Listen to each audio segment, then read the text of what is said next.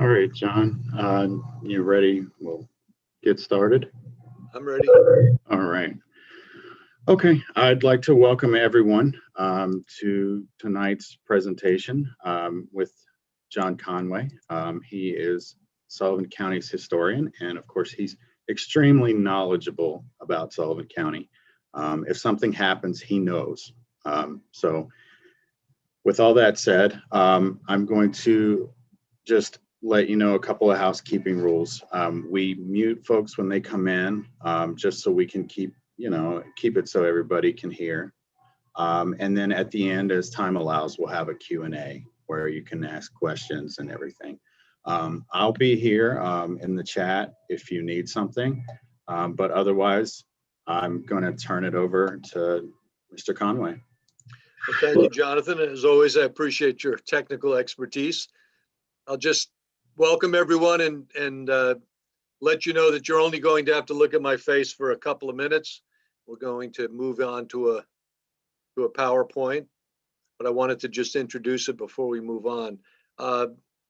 This is the first time that I'm actually doing this particular program, so if it's a little uneven, I'll apologize up front. You'll have to bear with me.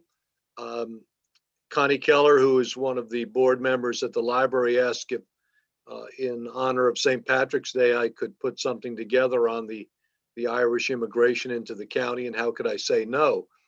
Especially since it hit so close to home, and not all that long ago, I discovered things about my own ancestors coming here that I never really was aware of before, and the stories are quite extraordinary and I think exemplary, so they kind of fit into the narrative. But I want to mention right at the forefront that, first of all, I'm not going to try to explain how every single Irishman got to the county, and there are probably thousands of stories. We do know that a lot of them follow the narrative that I'm going to present tonight.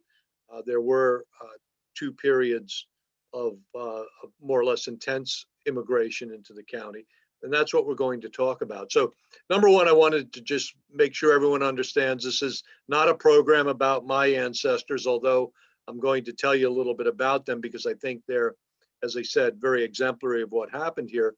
And number two, if you happen to be Irish and you know the story of your ancestors coming here and it doesn't fit the narrative, that's fine. I can't possibly cover every possible scenario. I also just want to mention before we get started that I'm going to kind of whiz through this. We have just about an hour, a little over an hour to do this. So at the end, I'll ask for questions. Now, typically what happens is that we get 3 or 4 people who want to ask questions, and we get 3 or 4 people who just want to tell us a story about their own personal experience. So what I'm going to ask is that you cooperate with me, allow us to take the questions first, just in case we do run out of time. We'll try to get to everyone, but let's get the questions first, and then we'll save the comments and the stories for later. So that's just my only request for tonight. So with that said, let me move on to my program. I'm going to try to do this. Hopefully there won't be any glitches. Let's see. Oh, what are we doing? Bear with me 1 second. Okay. So is my PowerPoint up now, Jonathan? Yes, it is. Okay. So I entitled the talk tonight, "For Work and for Land, the Irish Come to Sullivan County."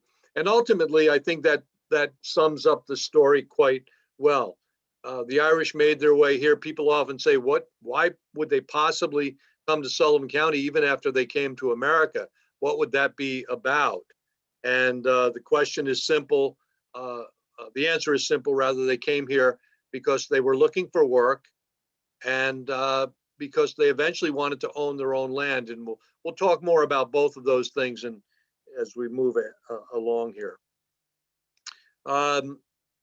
Most of you are probably aware, but there was a tremendous amount of immigration to the United States from Ireland during the period uh, of the 19th century. And I just chose the period from 1820 to 1880.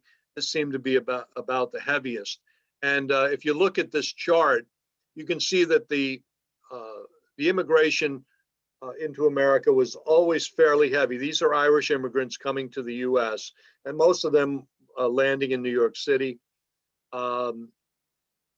Fairly heavy from 1830 on, but during the period of 1840 to about 1852 and a little beyond, you'll see the number spike considerably.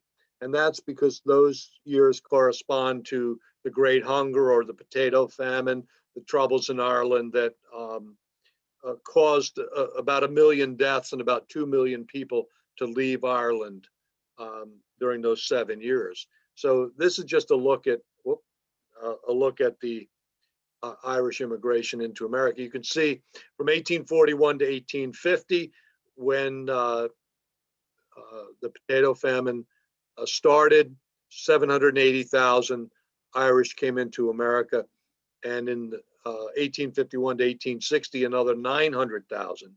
So that's kind of as a result. We'll talk a little bit about the potato famine and what that was like. But that wasn't the beginning of immigration, obviously. We can look back here as early as 1820. We're seeing 50,000 or more Irish coming into America. And then from 1830 to 1840, that picks up considerably to 207,000. The interesting thing I discovered in doing this research was in that early wave of immigration prior to the beginning of the potato famine around 1845 was the fact that many of those Irish, probably the majority of the Irish who came to America in those earlier days, were Protestants. They weren't Irish Catholics. And that did make a little bit of a difference, and we'll see why here. But as the Irish begin to flood into New York City, there's a tremendous backlash against them. You've probably heard stories. Political cartoons abounded, anti-Irish, and of course the famous "No Irish Need Apply" signs. So obviously the Irish who were flooding into New York City looking for work and finding the resistance and finding the discrimination that existed there, began to look elsewhere for jobs and for a future, for opportunity. And so in many cases that brought them to Sullivan County. What we find as we move a little bit further along, as we get into the years of the potato famine. I'm sorry. Your slides aren't advancing. They're what? They're not advancing. Oh. So where are we with the slides? I'm on the home screen. I see for work and for land. Oh. Well, let's try this again here. Hold on.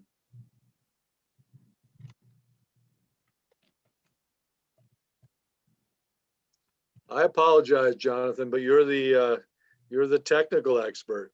That's all right. Let's see. Resume share. I can't get to my slideshow. You should be able to, yeah, click on your slideshow there in the menu. I can't get to it because the share screens menu is in the way. Let's see if I can. How do I get rid of that shared screen menu? You can try and hold down the Alt key and hit Tab. The Alt key and hit Tab. And then you should be able to select the PowerPoint window from there. It's not staying up. Okay. Let me try it. Slideshow from the beginning. All right, let's try it again. You have my home screen, for work and for land? No, it's actually on the help wanted, no Irish need apply right now. Okay. It looks like, can you try where it says enable editing, John? It says protected view. Can you try and hit the enable editing for me? I'm not seeing that. Where is that? Right there in your, by your cursor there, you just had your mouse on that little link. There's an enable editing button right there. Not seeing that. Okay. Right underneath, yep, your cursor is right by it. Oh, I see. I'm looking at the wrong thing. And now let's go ahead and go to your slideshow. You should have that little option there across the top, slideshow. Yeah, I did, but now I can't get to it again because of that bar is in the way. Okay. I apologize, folks. Didn't usually have this problem before.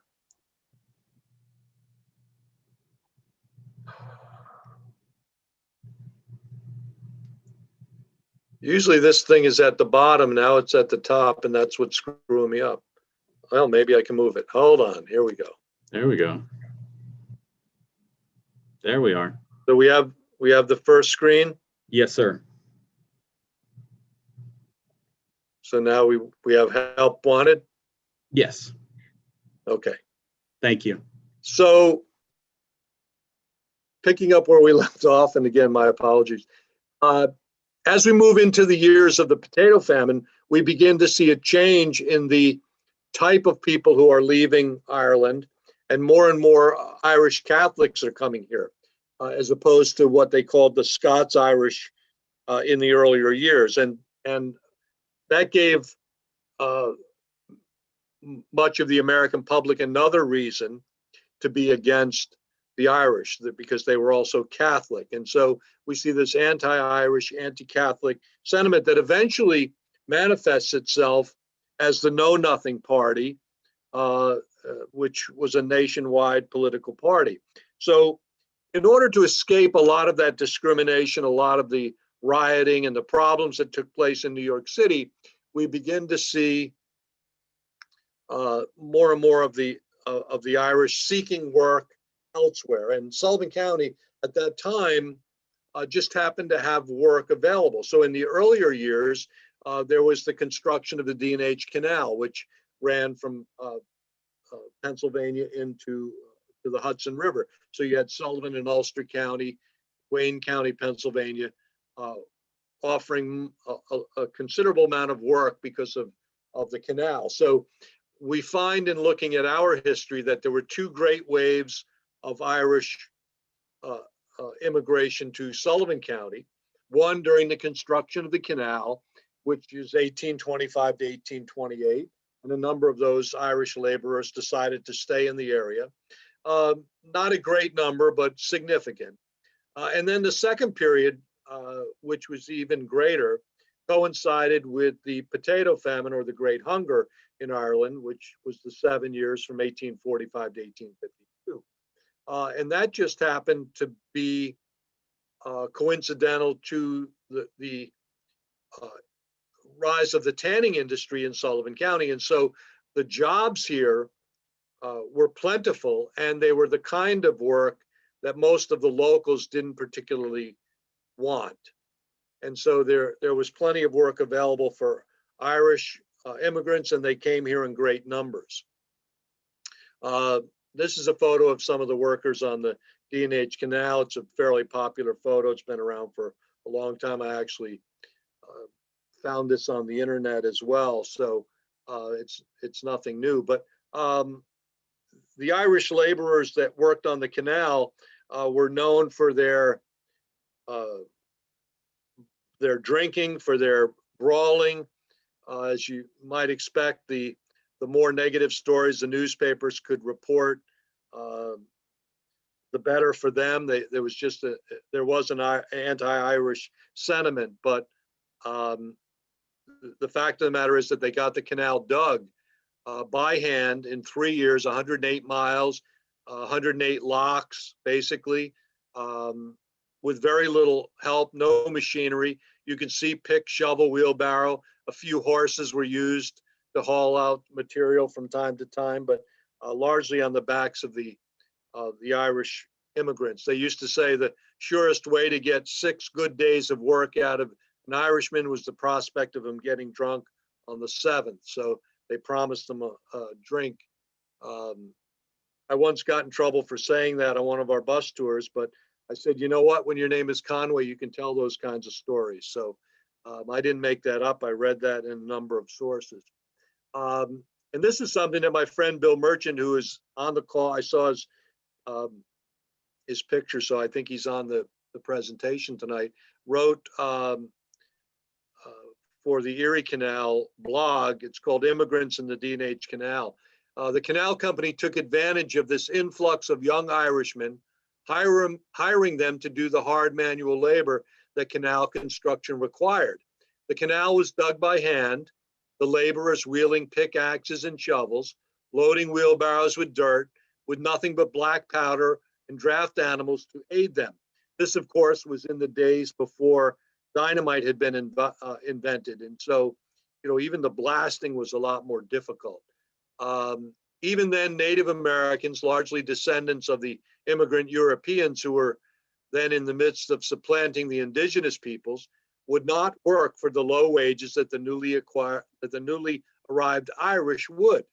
Yet the mainly Roman Catholic Irish were discriminated against, considered just a step above enslaved and newly freed blacks. So that's what the Irish faced. And so I think when the canal work was done, it's probably no mystery why they decided to stay in a more desolate area, a more rural area where a lot of this discrimination was muted, certainly was not to be experienced to the extent that it was in the urban areas. But this anti-Irish sentiment became such a serious issue that during his campaigning, Abraham Lincoln, back in 1855, long before he became president, actually wrote, "As a nation, we begin by declaring that all men are created equal. We now practically read it, all men are created equal except Negroes. When the know-nothings get control, it will be read, all men are created equal except Negroes and foreigners and Catholics." So, the point is that this was a problem. But I think that that the discrimination, particularly in the big cities, where the Irish were precluded from working in a lot of the jobs, caused them to look elsewhere, and probably led to a lot of them coming to Sullivan County. So I'll shift gears now and talk a little bit about my ancestors, because as I said earlier, I think the stories are kind of exemplary of what happened. I actually discovered that both of my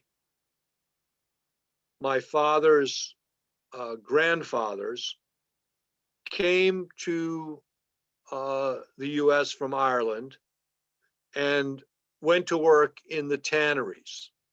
So we have the story of John Mern, who was my father's maternal grandfather, and the story of John Mason Conway, his paternal grandfather. So let's start with John Mern, basically. John Mern, actually senior, came here alone in the 1840s, and he went to work in Kierstead's tannery. So this would have put it around 1847, when the tannery was starting out in Mongop Valley. And he worked there for a few years until he could save up enough money to go back to Ireland and to get his family. And so John Mern Sr. was my great-great-grandfather. And he brings his family back, and John Mern Jr., who's a young man at that time, comes and he goes to work with his father at the tannery of W.W. Gilman in Forestburgh. And Gilman not only had a tannery, but he had a timber operation and a sawmill, and it was one of the largest businesses in the county. And Gilman actually either recruited or at least harbored a number of Irish immigrants. His business ran on Irish immigrants. And in fact, if you look at the census in Forestburgh over a number of years, you could see evidence of this. There was a man named Lonergan, which is obviously an old Irish name, and he was listed in the census as the boss tanner. He worked for Gilman as the boss tanner. And in Lonergan's household, in any given census, there would usually be 10 or 12 or maybe as many as 15 male Irish adults, male adults with Irish surnames who were living in the same household, and they were listed as laborers for Gilman. They worked in Gilman's tannery. And at one point, both of my great-grandfathers on my father's side were listed there. So what you see in front of you is an obituary from John Mason Conway in 1906, but it says he came to New York in 1852 from Ireland. So this is right at the end of the potato famine. And he came to Sullivan County the next year. He first took up residence in Stevensville, where he worked in the Stevens Brothers tannery. I worked there for a number of years. And of course, the idea was to save money to buy land. No one came to work in the tanneries expecting to spend their whole life there.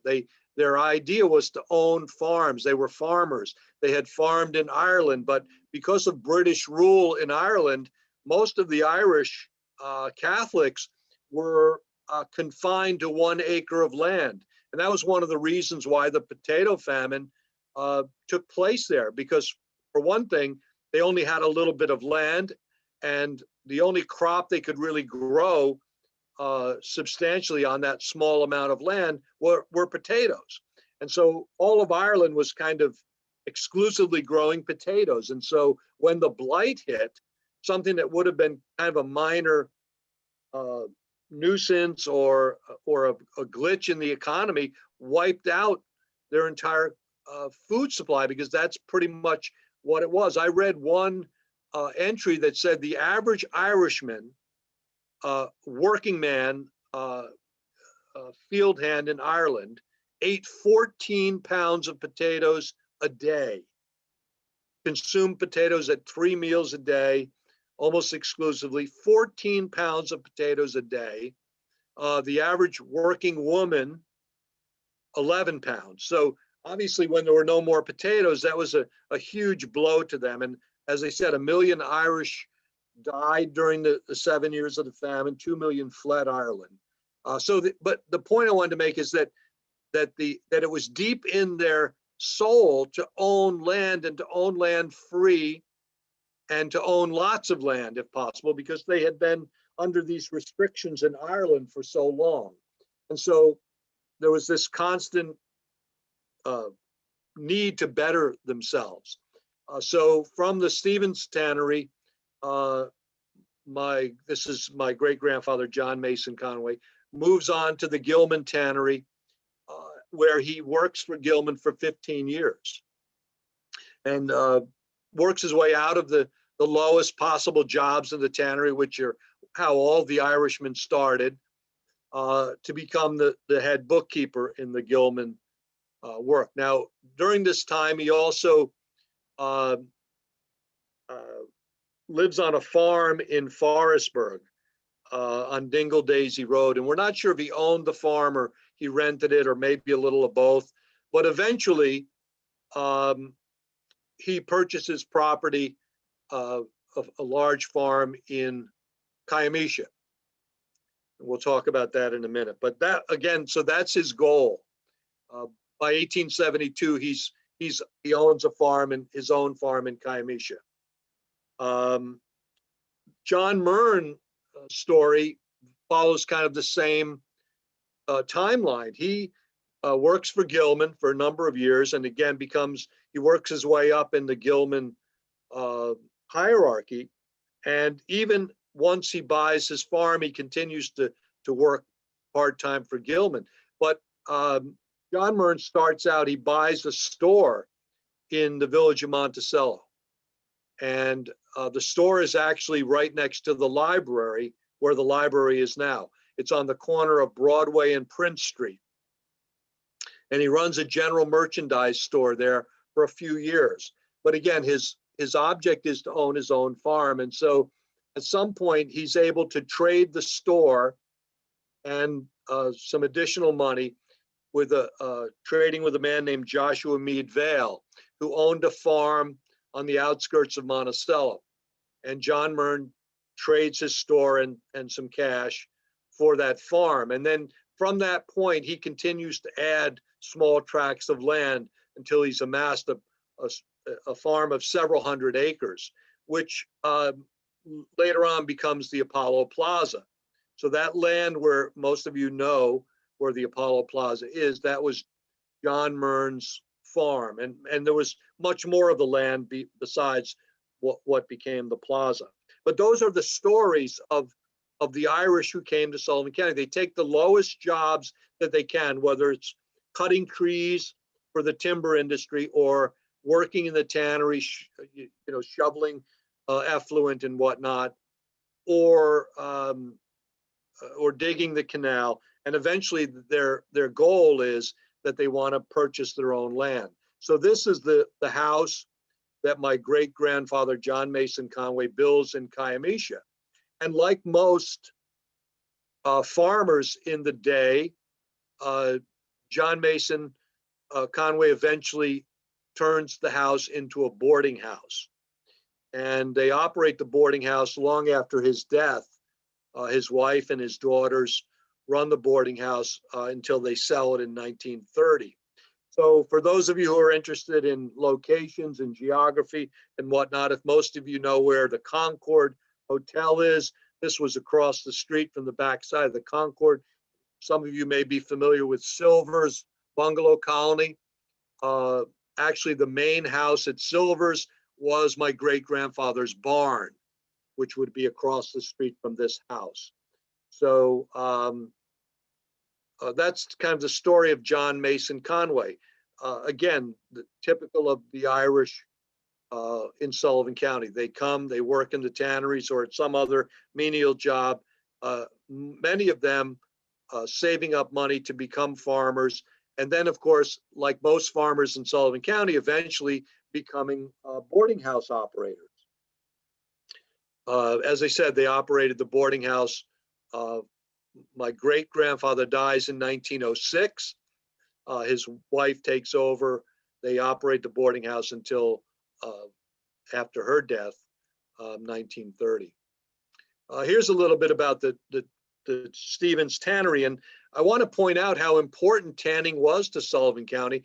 So the Irish play a vital role in the history of our county because of their role in the tanning industry, which is vital to the growth of Sullivan County. Only a few things in the county's history actually led to the creation of entire communities. When the canal was built, communities grew up around the canal. So we have places like Barryville, where I'm sitting at this moment, Phillipsport, even Wurtsboro. These places didn't exist to any extent prior to the arrival of the canal. Once the canal was built, these communities grew up around the canal. To a lesser extent, similar thing happened when the railroads arrived in Sullivan County. But more significantly, with the tanneries, when the tanners moved here from Ulster County, and I'll tell you a little bit about tanning because I think it's important that you know. So the hemlock tanning process, which is what was used almost exclusively in Sullivan County. We did have a couple of tanneries that used oak, but almost all of our 40-odd tanneries here were hemlock tanneries. That process started in the Berkshires. And around 1815, a man by the name of William Edwards brought that concept to Ulster County. And it changed the history of Ulster County forever. Hemlock tanning became the linchpin of the Ulster County economy. What the tanners learned early on was that it was much easier when you depleted the stands of hemlock that were near your tannery, it was much easier to close the tannery, abandon it, and move on to another place where there were abundant hemlocks. And so eventually, when the hemlocks in Ulster County were depleted, they continued to move westward. They moved into Sullivan County. So our first tanneries built in 1831. There's what they considered an almost inexhaustible supply of hemlocks in Sullivan County. Of course, we know now that we can look back on history that it wasn't inexhaustible, that it lasted nowhere near as long as they thought it would.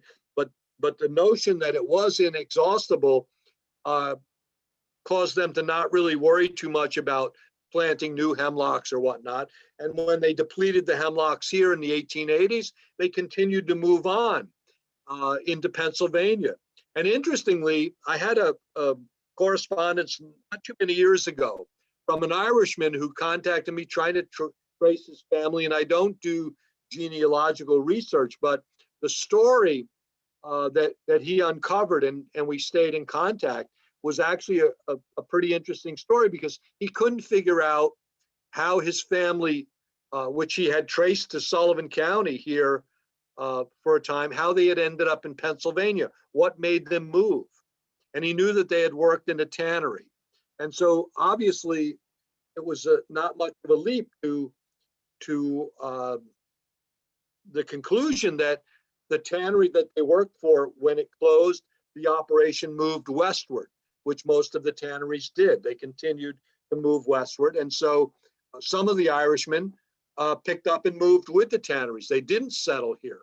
And they ended up in Pennsylvania, and perhaps moved on even beyond that when when the hemlock population was depleted there. But the Stevens tannery is exemplary in the fact that the community of Stevensville, or what we know as Swan Lake, they grew up around that tannery. It didn't exist until the Stevens brothers came. The Mongup River was dammed. They created their tannery, and the community of Stevensville grows up around the tannery. Interestingly, when Stevens brothers get their tannery in Stevensville up and running, they decide to move on and to build another tannery.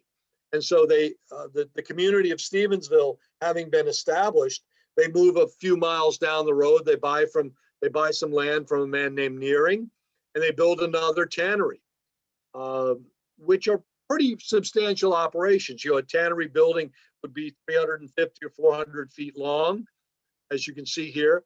And they, again, with their new tannery, a community grows up around that.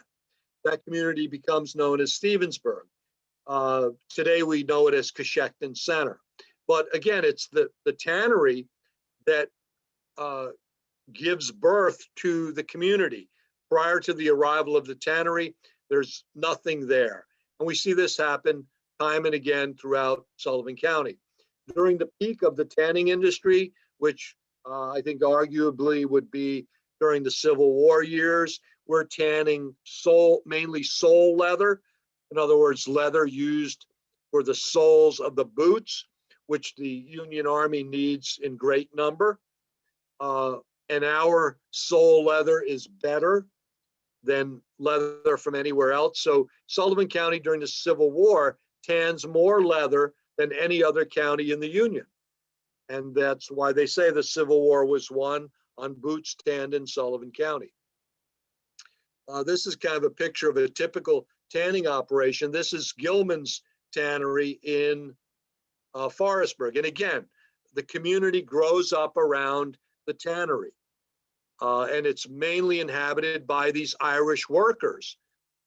So, if you look through Forestburgh history, you'll see a plethora of Irish names throughout their history. The Toomeys and the Galligans are very prominent, the Mern name, very prominent in Forestburgh through these years. And they all came here beginning to work in the tanneries. So Gilman grows into quite a large community.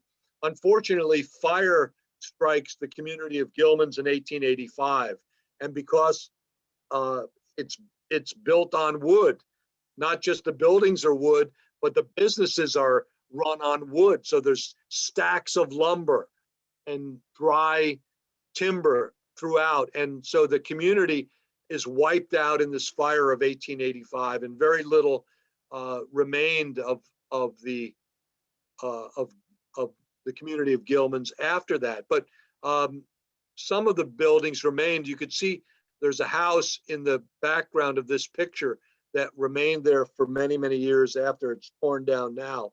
But that's the community of Gilman's. Here's a kind of a map of it from kind of the peak of Gilman's operation here. You can see the railroad. This is obviously after the railroad came through, the Monticello and Port Jervis Railroad, which began operation in 1871. You can see Gilman's tannery there, Gilman's store, the houses to the right, the wagon works, which is where the fire started, that eventually wiped out the community, the planing mill, the train station, the schoolhouse. So this was he had one of the largest sawmills in Sullivan County, and Gilman's was a thriving community until it was destroyed by the fire. And again, almost entirely inhabited by Irish. This is a picture of Gilman's workers. And I have to tell you, I've from time to time wondered, none of these men are identified, but I wondered if one or both of my great grandfathers might be in this picture somewhere. We don't know who any of these people are, but you'll notice there are the numbers 1, 2, and 3. The speculation is that the man with number 1 over his left shoulder is W.W. Gilman himself. I'll just digress for a moment to tell you a quick story about Gilman, because he's really one of the most fascinating characters in Sullivan County history. The Gilman family were tanners by trade. They all grew up in a section of New York City, Manhattan, that was known as the Swamp. And that's where the leather was manufactured and bought and sold. Hides were bought and sold. And the Gilman family made a lot of money there. They became very wealthy. Winthrop Watson Gilman took his share of the family fortune and went out west in the 1850s and 60s. And he invested wisely in real estate. He went out to Chicago, and the talk in Chicago at the time was that there was a small Indian trading village north of Chicago that was ripe for development. And so Gilman took a chance and he moved up there and he bought up a lot of land. He invested a few $1,000s. And the speculation was right. It became a thriving city, Milwaukee, Wisconsin. And so his few $1,000s turned into millions. He came back east and he went into the leather and the timber business in Forestburgh. He was known for being extremely ornery and extremely frugal, cheap, even when he could count his money by the millions. He refused to spend money on clothes. You can see the way he's dressed in the picture, if that is indeed him. But they said he would wear a suit of clothes until it literally fell off him. It was so threadbare that it would just fall off him. He would never buy food for himself. He would beg food from his workers. He'd eat some cheese and some crackers that he bummed off his workers. He died alone in a bare room in the late 1880s. He contracted pneumonia. So he was known for being ornery and frugal, but his business acumen was without question. He was also known to drive a very hard bargain. Sometimes he would buy things simply because he could drive a good bargain for them, not because he needed them. He might buy a team of horses because he could get them for half of what they were worth, even if he didn't need a team of horses. His brother, by the way, George Gilman, was also very successful in business. He went in a little bit different direction. He started a company called the Atlantic Tea Company. And eventually it grew into something called the Great Atlantic and Pacific Tea Company, which later became A&P. And W. Gilman's brother George became one of the wealthiest men in America at one time. It's interesting to note that when George Gilman died, the family entered into this huge litigation over his wealth, and there were suits all over the place.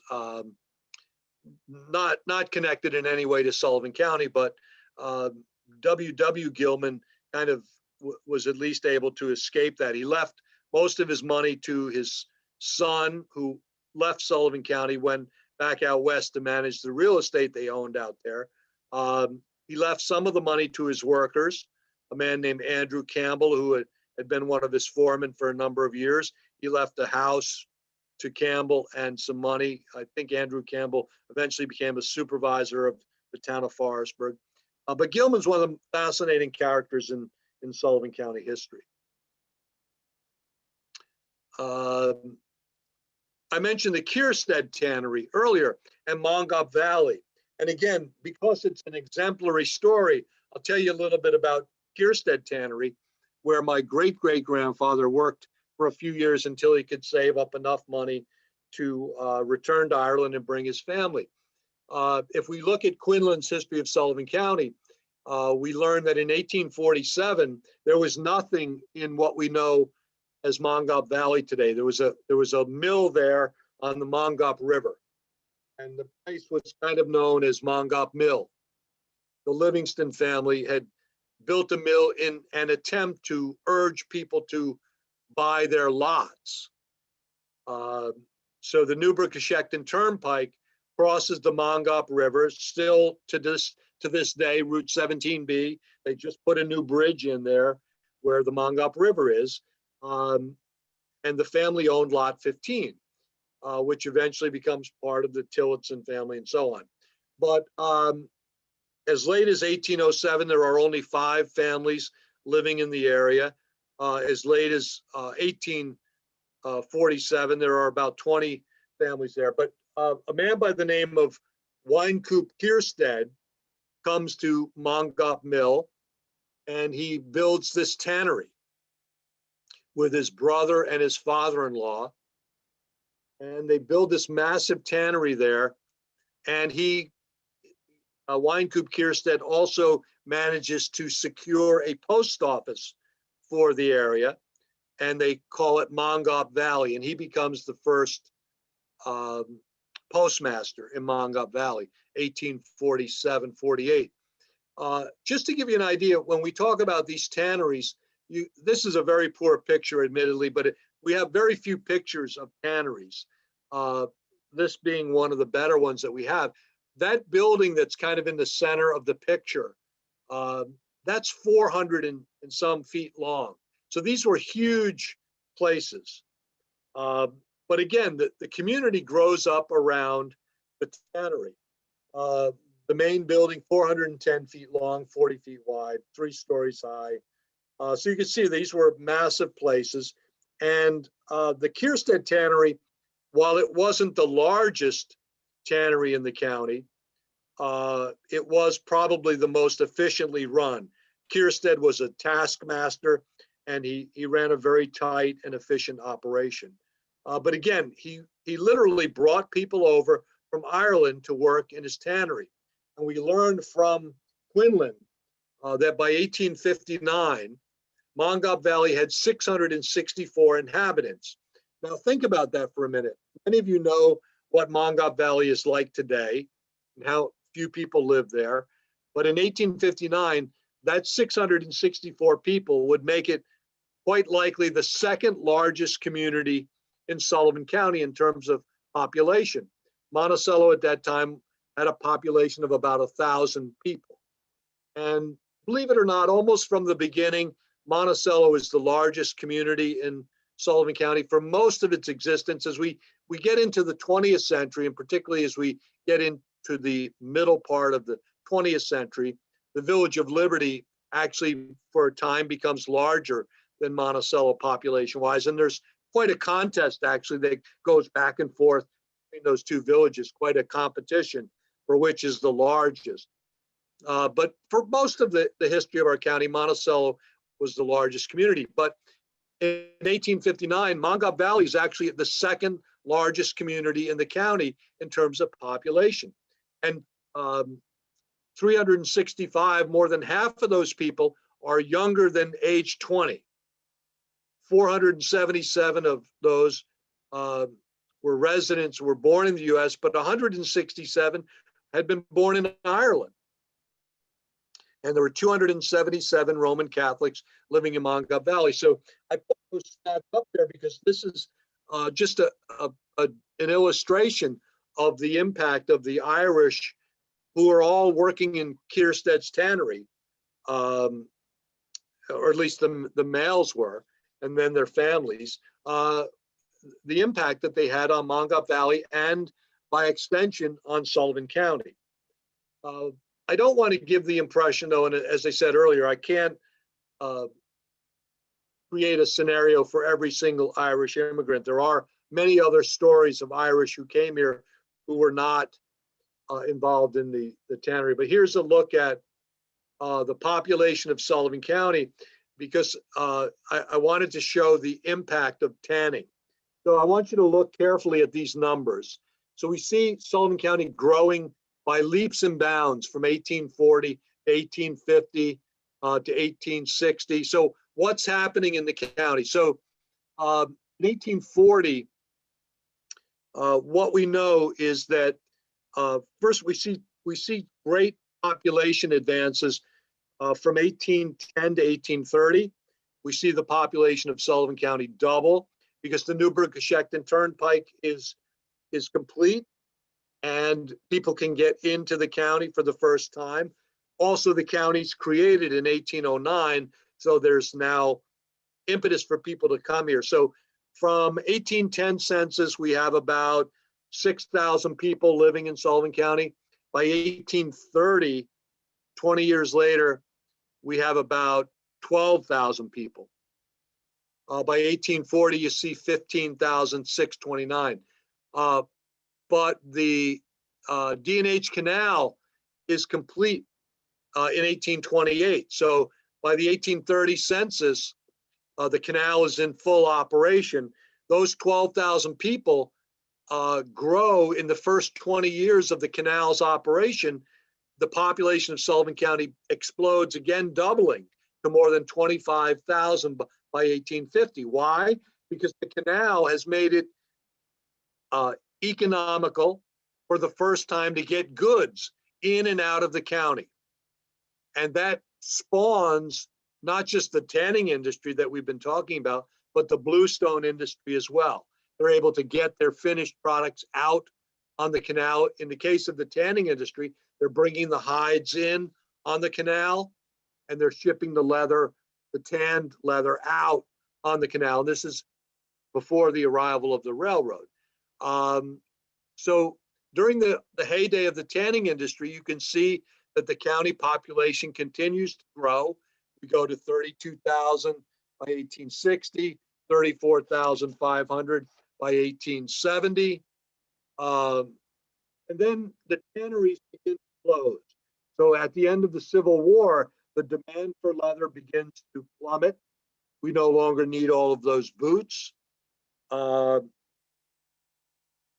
Coincidentally, we've also begun to deplete our hemlock stands. And so tanneries begin to close by the 1880s. By 1885, pretty much all of the tanneries are gone. Only one of Sullivan County's 40-odd tanneries make it into the 20th century. That's the tannery in Monticello. So you can see that for 2 decades after the tanneries begin to close, Sullivan County begins to lose population. This is the only time in our history.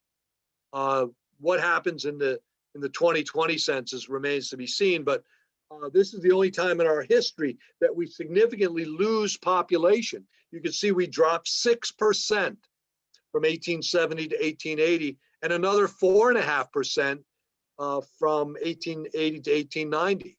So even after we begin to build back up, with the arrival of Jewish immigrants in the early 1900s. We only grow by 4.1% between 1890 and 1900. So we're still below that peak year of 1870. And it takes us decades to get back to that. But I wanted to show these numbers, give you an indication of how important tanning was during its heyday to the economy, to the history of Sullivan County. Again, not every Irish immigrant who came to Sullivan County came here to work on the canal or the tanneries. And I want to close by telling you a kind of a funny little story about one Irish inhabitant of Sullivan County. In 1891, the well-known New York City architect, Bradford Lee Gilbert, who, by the way, designed many railroad bridges and a lot of the railroad stations on the O&W.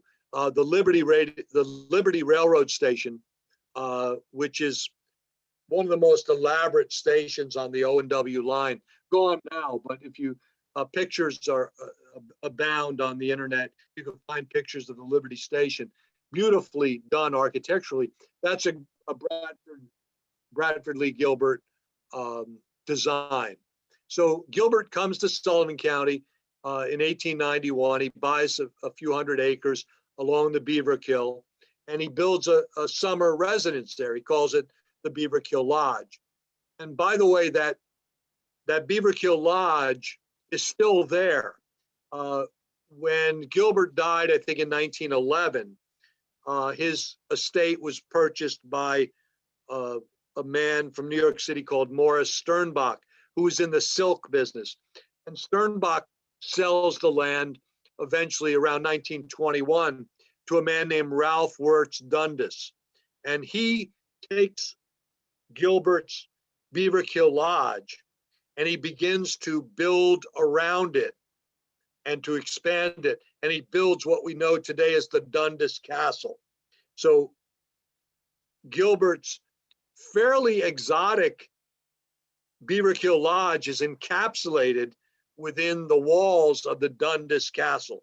And if you don't know about the Dundas Castle, that's a subject for a whole nother program. I've done a program on the castles of Sullivan County, and that's our most elaborate. But at any rate, so Gilbert comes to Sullivan County in 1891, and he moves his wife here after the house is complete. And by 1896, a little community has grown up around them, and his wife is so taken with the area, it reminds her of her home in Ireland. And so she names the area Craigie Clare, and they actually end up getting a post office under that name. And we see this time and time again, that many people who end up settling here in Sullivan County, whether it's Bradford Lee Gilbert's wife or George Ross Mackenzie, who comes to a part of Sullivan County called South Lebanon and falls in love with it because it reminds him of his homeland. And he christens it Glen Spey, and he builds an estate here, and eventually each of his 7 children build mansions here, and some of them are still extant in Glen Spey. We see the same thing when the Ukrainians begin to arrive. They fall in love with the area because it's reminiscent of their home. And we see this time and again in Sullivan County's history. But I thought, given that we were talking about Irish immigrants in Sullivan County, that the story of Bradford Lee Gilbert's wife and how she names Craigie Clare was a good way to kind of close out the program. So that's the story of the Irish in Sullivan County. 2 big waves: one, build the D&H Canal; secondly, to man the many tanneries that are here in Sullivan County, taking jobs that no one else wants. And I will also mention finally, just as we see with the arrival of the Jewish immigrants in the early 1900s, with the arrival of the African Americans in the 1950s, I won't say that it's a seamless transition, but most of those ethnicities are absorbed without much incident. There are some, we do see riots to some extent. We see the rise of the Ku Klux Klan when the Jews begin to come in great numbers. But for the most part, the Klan's existence was very short-lived. The incidents are not numerous. So for the most part, there's this absorption of these ethnicities into the county. Some of you may have seen the program that I do, which I call Strangers in Our Midst, which examines the arrival of some of these new ethnicities. It's done without incident for the most part, or with a very minor number of incidents. And I think that's a great legacy for Sullivan County. We've absorbed these ethnicities, whether it be the Irish or the Jews or the African Americans, without great turmoil. And I think that's a great legacy. So that's kind of the, the presentation. I'll now take some questions from people. Jonathan, if you can help me with this, you can Sure. Unmute people as they, how do they indicate that they have a question? So if Jonathan? you have a question, you should see a reactions little icon down in the bottom where you can raise your hand, or you can always type in the chat box and we'll. Well, I see we have 12 chats. Is that right? Yeah, we had a couple of things. We have Ruth here, and Ruth wants to know what was the name of the man from the Berkshires who brought hemlock tanning to the area. Colonel William Edwards, Edwards, Edwards. He was the one who brought hemlock tanning to Ulster County. And of course, the Palins, many names prominent in the tanning industry get their start in Ulster County and then eventually move to Sullivan County and operate tanneries here. But the process starts in the Berkshires, hemlock tanning. Ruth said, thank you. Let's see. Any other, let's take the questions first. So if you have a question, let's try to get them out of the way first. Anybody else with questions? If you have your camera on, you can always wave and I'll pick you up. No other questions? Any comments? Anyone want to? Oh wait, there's Judy Bergstrom. Judy, would you like to ask a question? Let's see. I think you're muted. Bear with me 1 second. I'm getting Judy.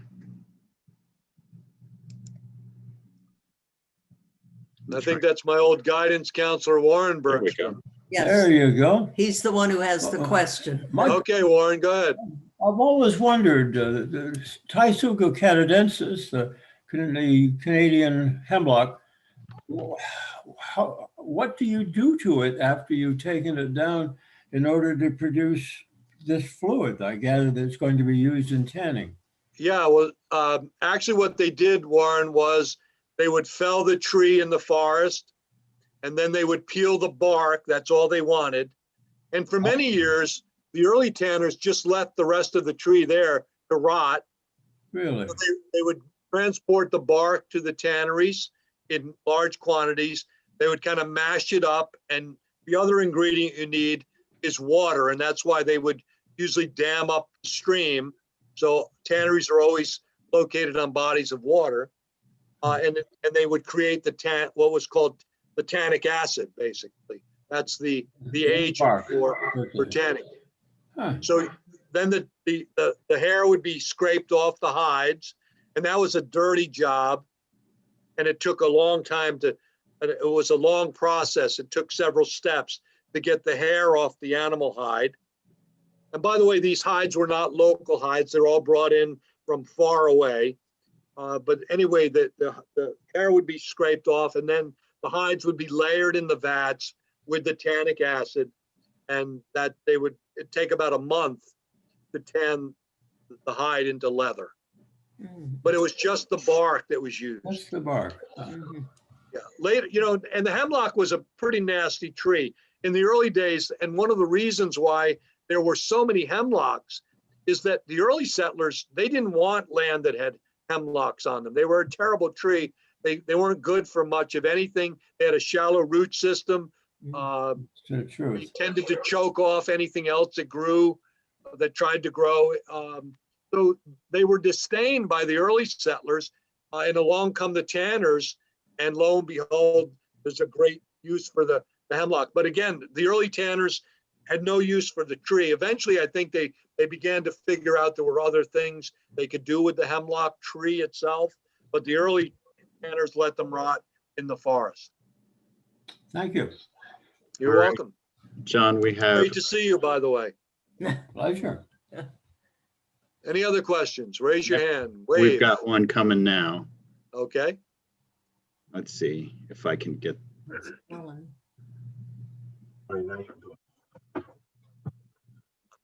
John, can I ask you a question? Certainly.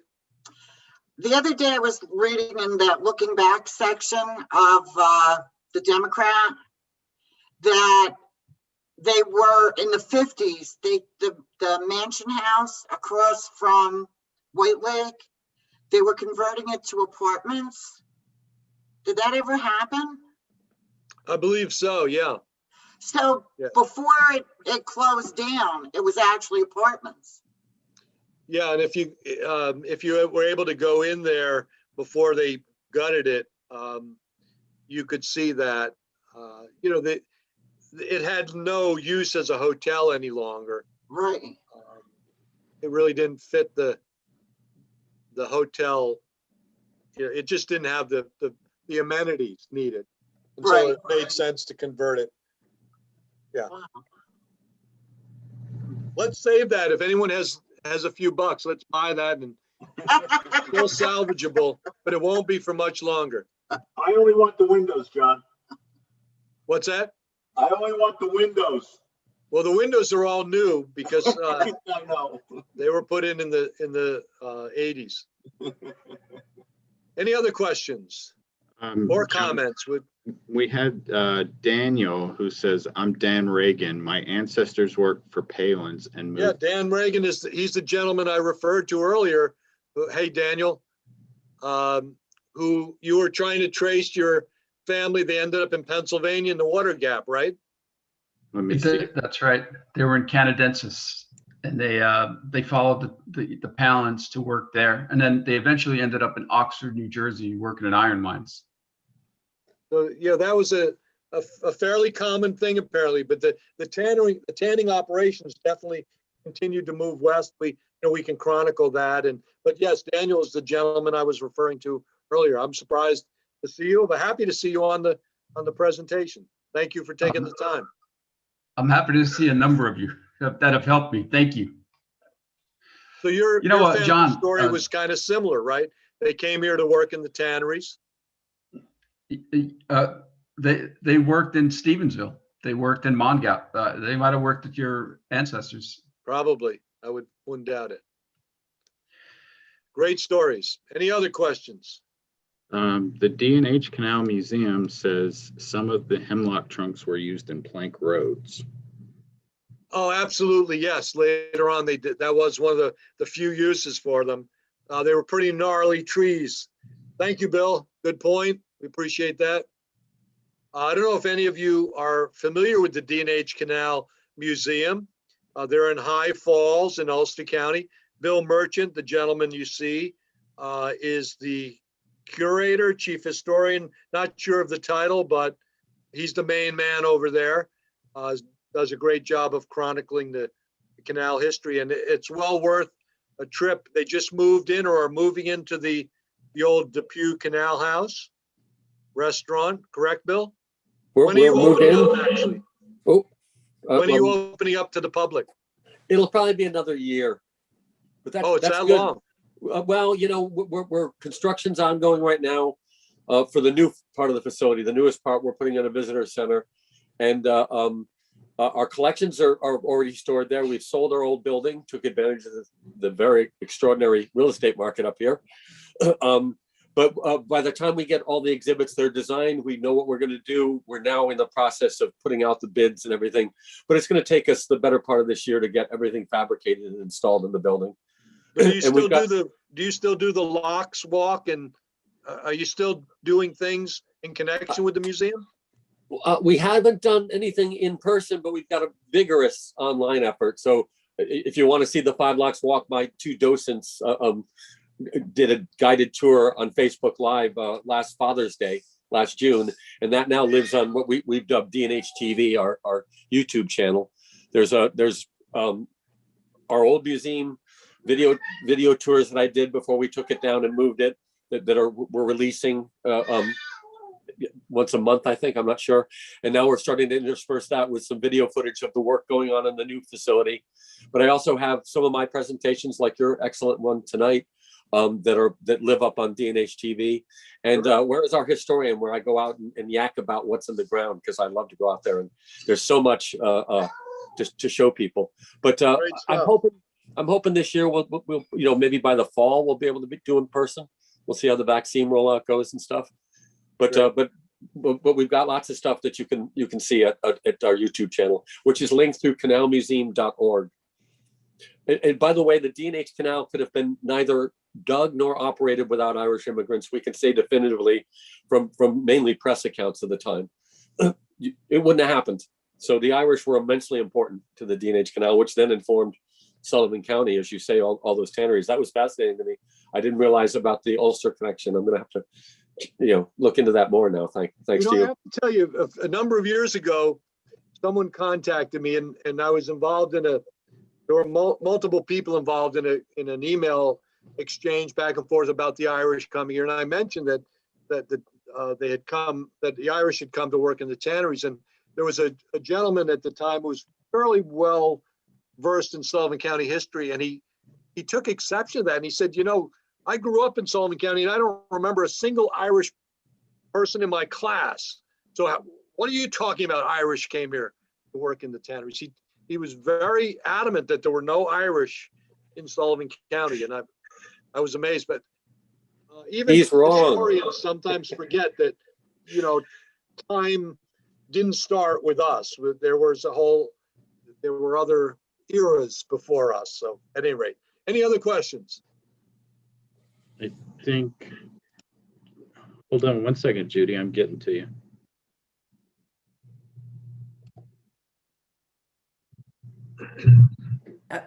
I just wanted to mention that my ancestor came over as an Irishman in 1852 also. Okay. And only he went to work on the Miami-Erie Canal, the other end of the Erie Canal. Oh, wow. And he's listed as your ancestors were, with a bunch of laborers in the census in Miami Township, Ohio, as he's listed as an illiterate. And that bothered me until I realized, of course, they all spoke Gaelic and had to come over here and learn English. So we shared a lot of Irishmen in that era. Wow, what a small world. But I think the significant thing is that they did, and that most of them went on, they did buy their farms and they did realize their dreams, and many of them became prominent in their communities. And I think that's the great story. That's the American story, that immigrants can accomplish that. Where else in the world can you go and accomplish that? It is. So the great story. Thank you for sharing that. That's really great to know. What was the name, Judy? Oh, hold on. She got muted. Sorry, John. 1 second. Nealon, after O'Neilan. Okay. I've seen that name around. Great. Thank you for sharing that. Also, one more thing. The Irish, the small landowners under the British, if they farmed a certain amount of flax, the British government would give them a weaving loom. So is that right? That was 1756. The Brits were very good to them and passed that act. That was very sweet of them, huh? Yeah, I'm not sure that many Irishmen would say the Brits were very good to them, but Well, they were happy. If they gave enough flax to the government would give them a loom. well, that was mighty big of them. But thank you for sharing your story. Appreciate that. If we're still on, I would, I'm from Vermont, and one of our stories has to do with Fenian raids into Canada to try to liberate Ireland. Sure, sure. And this marvelous book that we just finished reading, which is probably backwards now. No, we can see it. No. Yes, I've seen that book. When the Irish invaded Canada. Right. It's really The Fenian exciting. Society. Yeah. Yes. The various There's so many organizations fascinating stories. So many fascinating stories that can be told. That developed in the United States in an attempt to organize people to take over Canada and then trade it off with Britain for Ireland. Quite a story. Right. Yeah, it's a great story. It's a great story. Well, thank you everyone for your time tonight. I know Jonathan has to be out of the library by 7:15, so I think we're pretty much right on time. Thank you for your help tonight, Jonathan, as always. Appreciate it. And thank you all for being part of it. Thanks, Happy everyone. St. Patrick's Day.